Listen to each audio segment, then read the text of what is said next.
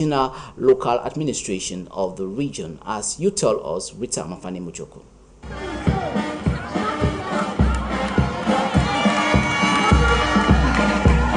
The 39th edition of the International Women's Day celebration commemorated in Boyer at the ceremonial grandstand with the theme Invest in Women, Accelerate Progress, as the women are continually reminded of their duties towards societal development. The governor of the Southwest region encourages the women to remain steadfast in their various contributions towards development.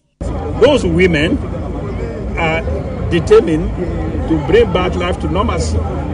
And we must accompany them, we must give them the support. And we must also see the opportunity to request all of them to continue the sensitization towards the young girls in particular who are most victim of all abuses, that they should take their destiny into their hand and use the various opportunities put in place by the head of state to prepare their future. Clad in beautiful designs of the Women's Day fabric, the March Past was an opportunity for the various institutions and facilities to showcase themselves as they crown the week's activities with award prizes handed to outstanding exhibitions and transformation. In handing these prizes, the Southwest Regional Delegate of Women's Empowerment and the Family did not hesitate to point out the challenges women face. About female identification, I want women to be self-assertive. Women should identify themselves as human beings, not behind a man. I'm not saying that women should not submit to a man, but I'm talking about the social economic world in which we are. Women should learn to be themselves. Women should not use men's titles to make themselves known. When they know their rights, they should not stay quiet. Women are those who have been always devalued, always depowered, always tormented in many ways. But they stay quiet because according to them, staying quiet is like for the sake of peace. It shouldn't be for the sake of peace, then you have to die. You should speak. If it's not moving, it's not moving. Because when you paper a cracked wall, immediately somebody puts something inside, it bursts open, and it keeps on reoccurring. So it is better for us to fill the blank spaces. The Woman of the Year award in the Southwest region goes to Hanaitan Dembua, as she was recognized for her enormous works in the society alongside other women who stand out. I won the Brazzaville Prize for Crafts Challenge, Transformation Challenge, which is $1 million. It has solved a very big problem in my life. One, I'm going to get something like a dehydrator, which I so badly need for drying off my flowers. I'm going to also use part of the money to do certification of my products so that they can be fit to be sent to shops. This year's International Women's Day celebration was crowned with a massive turnout by women from different spheres of life as they pass across the message of the importance of investing in women. Women of the Southwest Governor's Office have been called upon to be supportive towards one another. This call was made by one of the high-ranking personnel at that services over there in the Southwest region as they celebrated the 2024 edition of the International Women's Day, as Alice Lileke Lengu Ikome tells us more. The 39th edition of the International Women's Day was a success in the Southwest region. Amongst the thousands of women who came out, the women at the head of the region, women from the Southwest Governor's Office, after marching past the grandstand under the watchful eyes of their boss, Governor Bernard Okalia Bilai, these beautiful ladies, in their splendid designs, set out to evaluate and celebrate in a special way in the presence of the Southwest Governor and other administrators. We are celebrating in very grand style. We are celebrating in so much joy.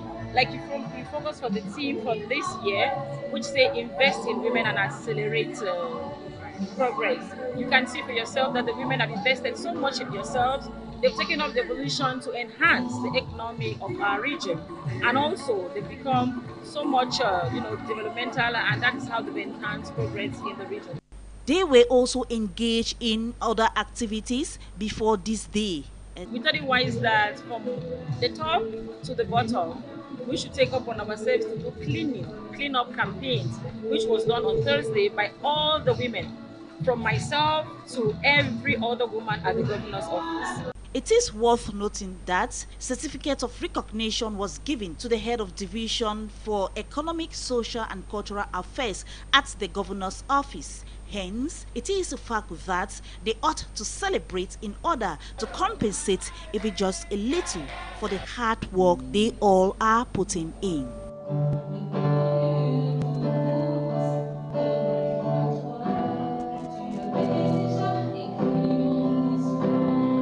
Still on the 2024 edition of the International Women's Day, we now take you to the Limbe 2 subdivision, where authorities over there in that part of the Southwest region opines that the International Women's Day is supposed to be a moment of reflection when women and girls reflect on global crisis that is plaguing the agenda of women, so as for them to better off their day-to-day activities. This was the pronouncement of some of the officials over there at the Limbe 2 subdivision, as Alice Lekelengu tells us more once again. Women groups and association in Limbe 2 Fako Division on March 8, 2024 joined the rest of the world to celebrate the International Women's Day. The celebration took place at the Mukundange Ceremonial Grandstand, presided over by the Assistant Divisional Officer for Limbe 2. It's a growing subdivision, and that's why it's called New Limbe.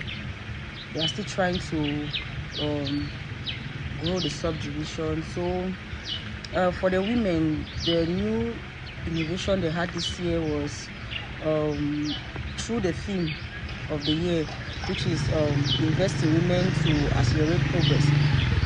They realized that they have to be hardworking, they have to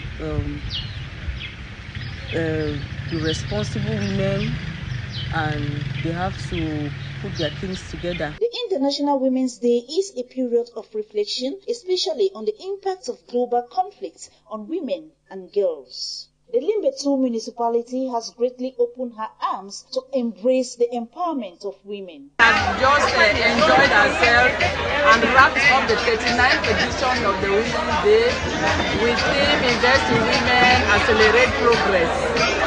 We want to thank the head of state for always having the women at heart and encouraging all stakeholders to especially take care of women. We are very grateful. Celebration is also a period of action to address issues concerning women and a call to be involved in the recovery and reconstruction efforts in the global context.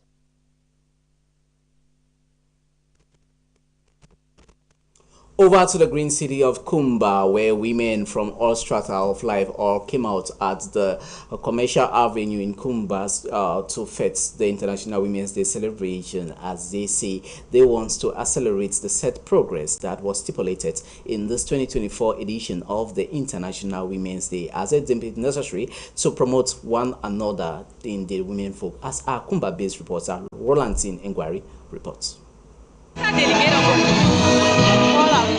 Women in Kumba joined their peers all over the national territory to celebrate the 39th edition of the International Day of the Woman. In Kumba, it was marked with week-long activities ranging from sports, singing and other competitions.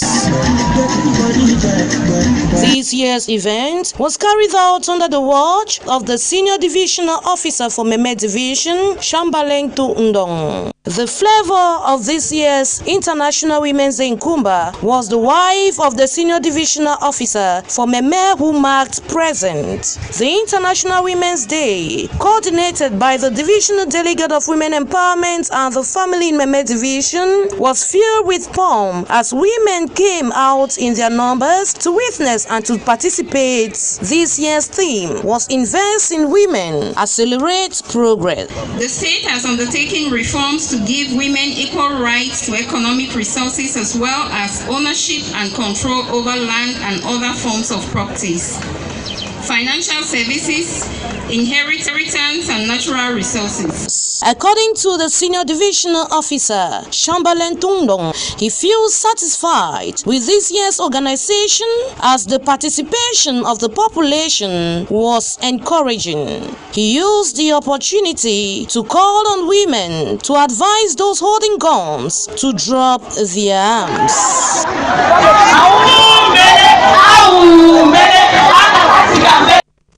We now take you to Mamfe of Manyu Division in the Southwest region, where multitudes of women massively turn out over there at the Mamfe Ceremonial Grandstand to celebrate the International Women's Day celebrations that took place last Friday, the 8th of March 2024. The celebrations took place under the watchful eyes of some high-ranking officials over there in Manyu Division and Mamfe Town, to be precisely, where women were charged to support their peers as they took the firm commitment and to be resolute when it comes towards the advancement and peace situation of that part of the Southwest region.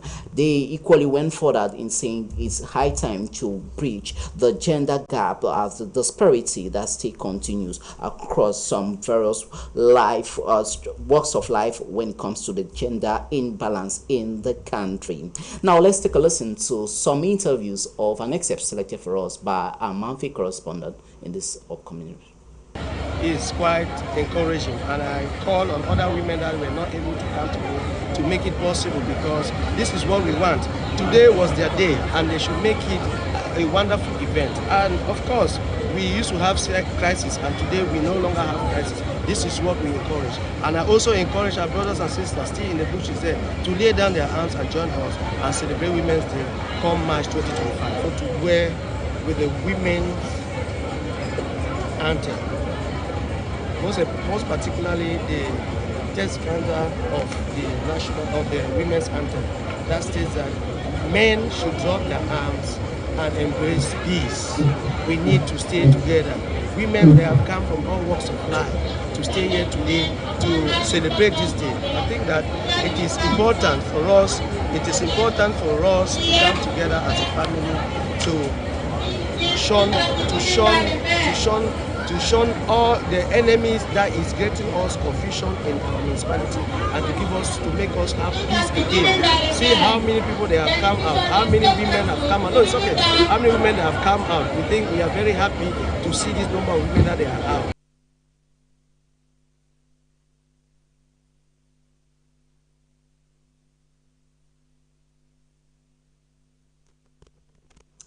You are watching High Prime, and we are coming to you live from our main studio here in High Television. We cross over to Ndonga Mantong Division of the Northwest region, still in the light of Women's Day celebrations that just ended last Friday, the 8th of March 2024.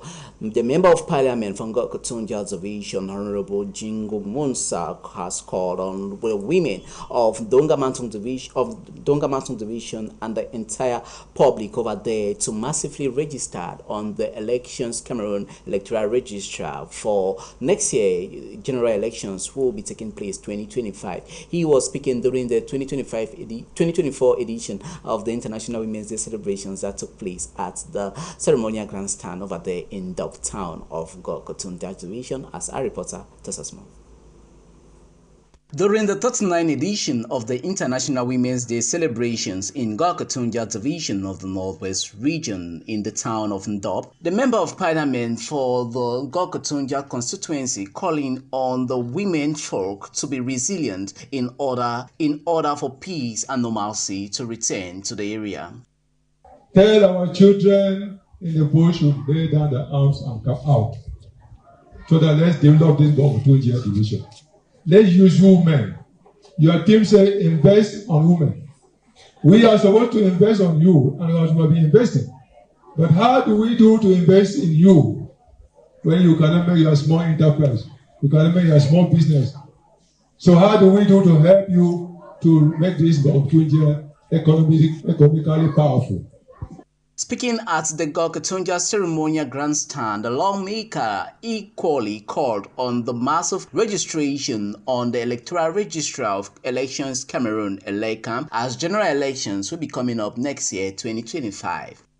All man with the number register on, please make sure they go for council. May they register you for election for Eleka. You have your electoral card is very important to help you for me us to invest in you. If that card is not with you, we know how we will invest for you. Because you have no use to us. You have no use to this nation. You never show yourself to be a part of this nation. So please, I invite one on, and when I come for here, and I go up, when I join the interval council, when I do registration. The women who engage in several activities ranging from sport, dancing, health talks, and lots more was a special occasion to the senior divisional officer of Ngor-Katunja, Kwetong Anderson, who acknowledges all who has made this massive turnout to be realized. We cannot forget the collaborators of the prefecture and the sub-prefectures, starting from the A to the Geo Central and so on. We cannot forget our elements of the forces of law and order who have worked tirelessly for days, in the night like in the day, and everything has taken place here without any major hitch.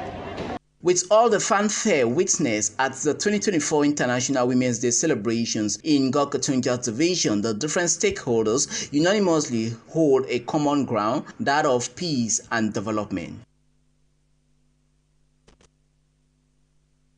From Ngor-Katunja in the Northwest region, we remain still in the Asset region, this time around in Menchum division of the Northwest region, where women in that part of Menchum division of the Northwest region came out massively for the 2024 edition of the International Women's Day celebration that just took place last Friday. They promised to be audacious when it comes to gearing and executing the various functions that they have been tasked to. They were speaking to our womb correspondent who tells us more, Aishamban. In 2024, women from whom headquarters of Menchum Division with Great Z turned up massively to celebrate the day. The women folk left no stone unturned as they treat the population at the Hum Municipality Stadium with spectacular activities such as march past, choral singing, traditional dance, ballet, news presentation, and sketch. For the start of the event, the second deputy mayor for whom officially welcomes and greets the dignitaries and the women. Hey woman,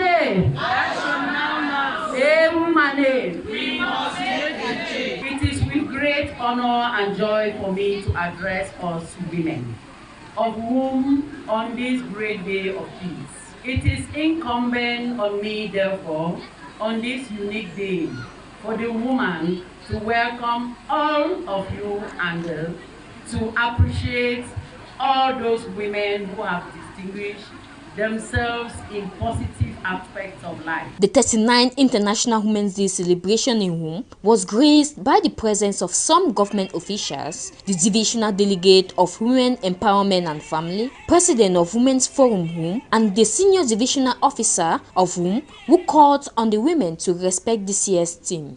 This celebration is going positively, good, is improving positively, and you realize it this year that we celebrated in Wum Municipal Stadium with a wonderful turnout of women. With the year's theme being Invest in Women, Accelerate Progress, women are therefore called upon to be more hardworking in order to meet up with the new challenges.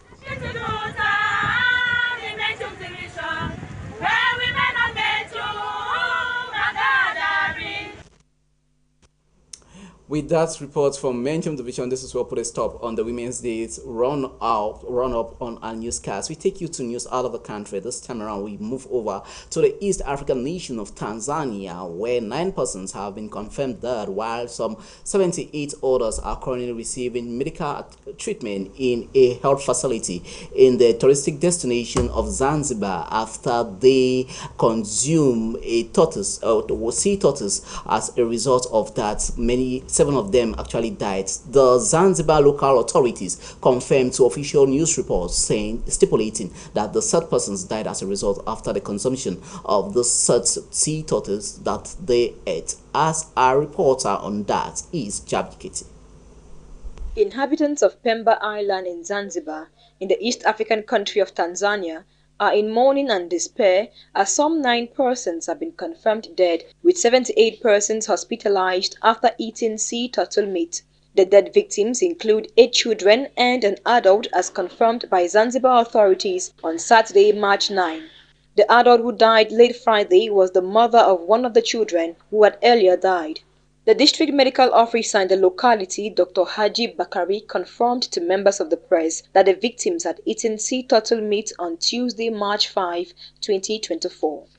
Turtle meat is considered a delicacy by Zanzibar's people, even though it periodically results in death from food poisoning. This is not the first time an incident as this is happening in the area.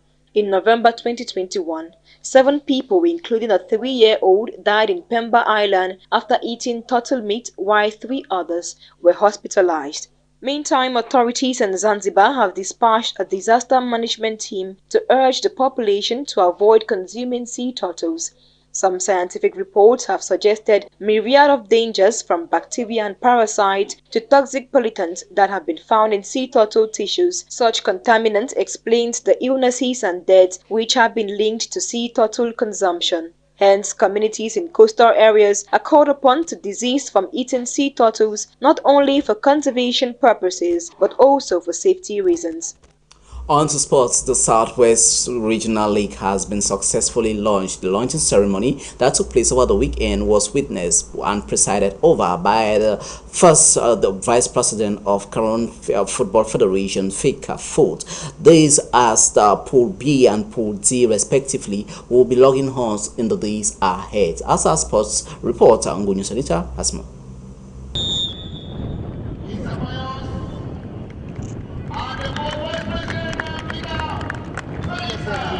This was the flow of joy on the faces of thousands of spectators who came out in their numbers to witness the launching of the Southwest Regional League on March 9, 2024. The launching ceremonies saw the presence of the FECA Foot Vice President and equally other football stakeholders in and out of the region. The new football season in the region witnessed 2 games, with the first encounter ending in a 2-2 tie between Kamani FI and Wasapito. The game saw both sides play on 10 players as both teams were issued red cards. The top match of the day that made many wonder if they were watching an elite championship was between Fako United and New Babies Elengsport of Limbe. The game saw Elengsport open scored at the early minutes of the game by Riwan Fowl, but Mundwar Bright of Fako United replied with an equalizer before the end of the first 45 minutes of play.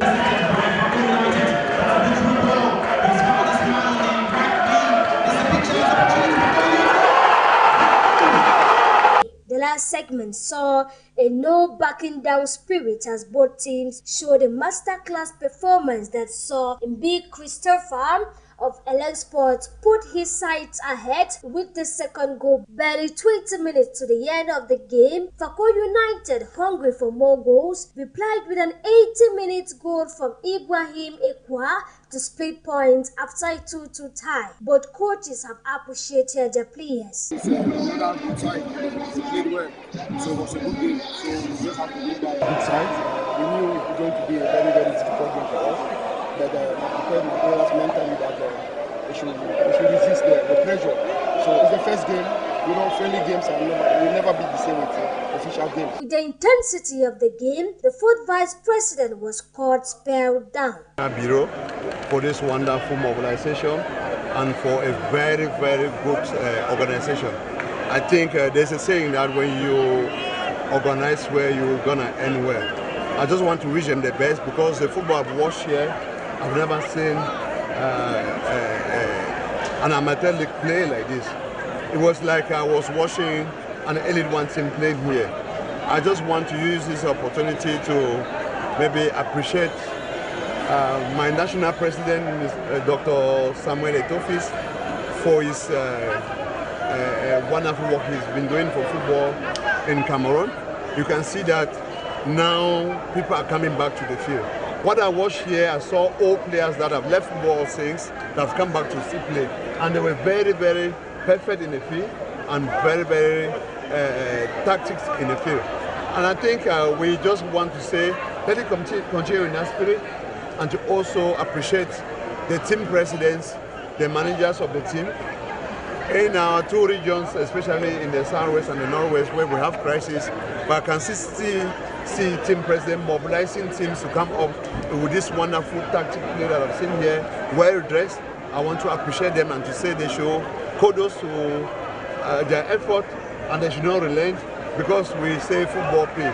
And in all, I would say Southwest region, I've seen another Elite 2 team. A successful launch, a smooth run of the season with another representative in the Elite Championship is another desire of the president of the Southwest Regional League, Mr. Ndaze Valerie. I first of all want to thank the men of the press and also to thank the club presidents who have been doing enormously to see that football should be played in this part of the region.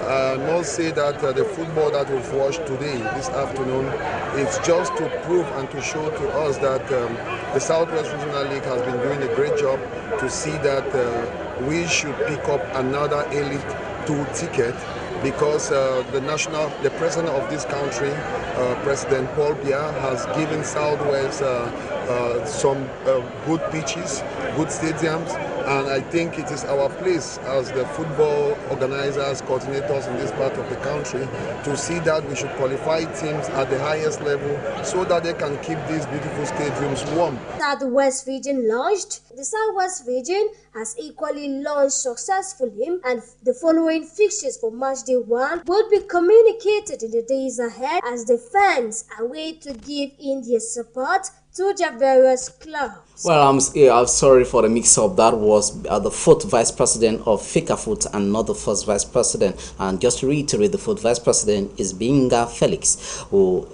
replaces the former. We remain in the world of sports this time around with the Elite 1 and Elite 2 Championship of the MTN Tournament of Cameroon. The PPLDC's fixtures have already been set for the Elite 1 and Elite 2 Championship of MTN football tournament in the nation. The draws were done last March the 9th of